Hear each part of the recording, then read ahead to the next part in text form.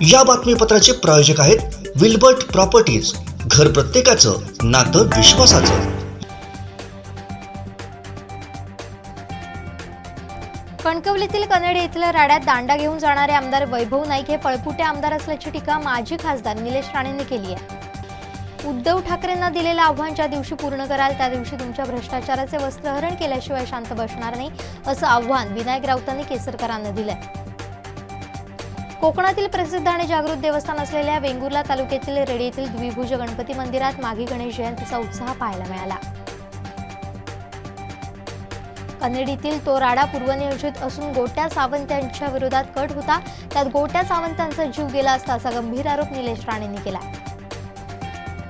वैभववाडी शहरातील स्टॉलधारकांना नगरपंचायतीनं काढलेल्या नोटीसवरून स्टॉलधारक आक्रमक झालेत। भाजपचे जयेंद्र रावराणे यांच्या नेतृत्वाखाली नगरपंचायतीत धाव घेतली, नगराध्यक्षांना निवेदन दिलं।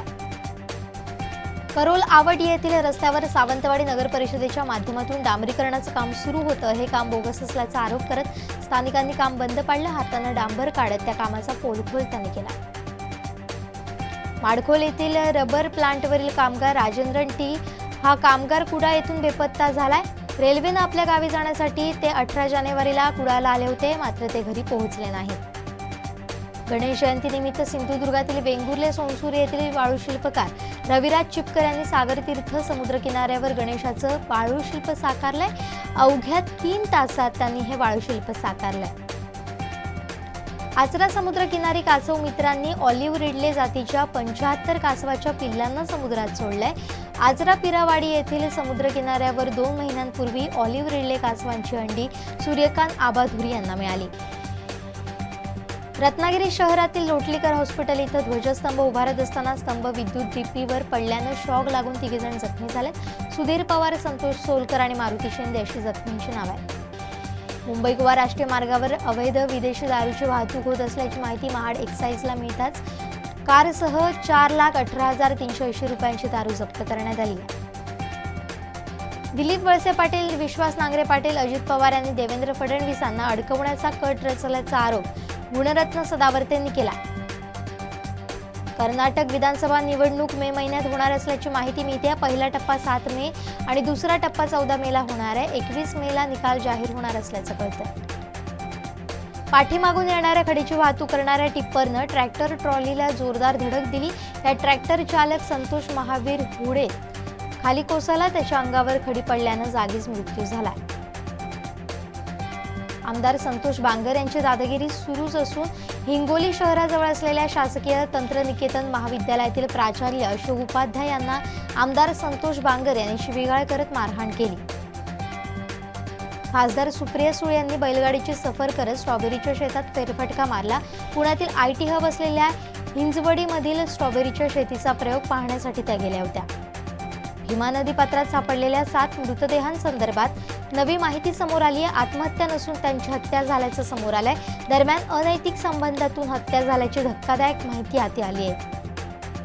JNU नंतर PM मोदींवर BBC डॉक्युमेंटरीच्या स्क्रीनिंगबाबत जामिया विद्यापीठातही गोंधळ झालाय। जामिया विद्यापीठात BBC डॉक्युमेंटरीच्या स्क्रीनिंग प्रकरणी 4 विद्यार्थ्यांना ताब्यात घेण्यात आलं। बॉलिवूडचा भाईजान सलमान खानच्या आगामी किसी का भाई किसी की जान या सिनेमाचा टीझर अखेर प्रेक्षकांच्या भेटीला आला। गुजरातमध्ये 2002 साली झालेल्या गोधरा दंगलीतील 22 आरोपींना निर्दोष मुक्त करण्यात आले। गुजरातमधील पंचमहल न्यायालयानं हा निर्णय दिलाय। या दंगलीत 2 मुलांसह अल्पसंख्याक समाजातील 17 लोकांचा मृत्यू झाला होता। ICCनं नुकतीच एकदिवसीय क्रमवारी जाहीर केली आहे। 2019 मध्ये एकदिवसीय सामन्यात पदार्पण करणाऱ्या मोहम्मद सिराज यानं अवघ्या 3 वर्षात अव्वल स्थान पटकावलंय। सूर्यकुमार यादव ICCच्या T20 cricketer of the year ठरलाय। यादवनं या शर्यतीत इंग्लंडच्या सॅम कॅरन, झिम्बाब्वेच्या सिकंदर रझा आणि पाकिस्तानच्या मोहम्मद रिझवानला मागे टाकत हा किताब पटकावला। भारतात खेळल्या जाणाऱ्या महिला IPLचं नाव समोर आलंय। या लीगला वुमन्स प्रीमियर लीग अर्थात WPL असं नाव देण्यात आलंय। अमेरिकेतील शॉर्ट सेलिंग फर्म हिंडेनबर्ग रिसर्चच्या एका नकारात्मक अहवालानंतर बुधवारी अदानींचे शेअर्स धडाधड कोसळले। यामध्ये अब्जाधीश गौतम अदानी यांच्या संपत्तीत $5.9 अब्ज ची घट झाली आहे।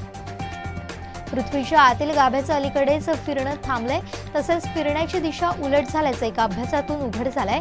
आतील थरांमधील गतिशीलता आणि परस्पर संबंध समजून घेण्यासाठी हा अभ्यास महत्त्वपूर्ण ठरणार आहे.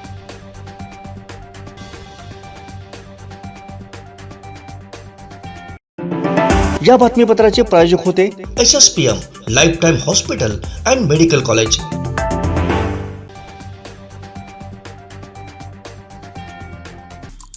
आमचे दिवसभरातले सर्व अपडेट्स, ताज्या घडामोडी आणि थेट लाईव्ह पाहण्यासाठी सबस्क्राईब करा, लाईक करा कोकणचं नंबर 1 महा चॅनल कोकण 7 लाईव्हचं YouTube चॅनल.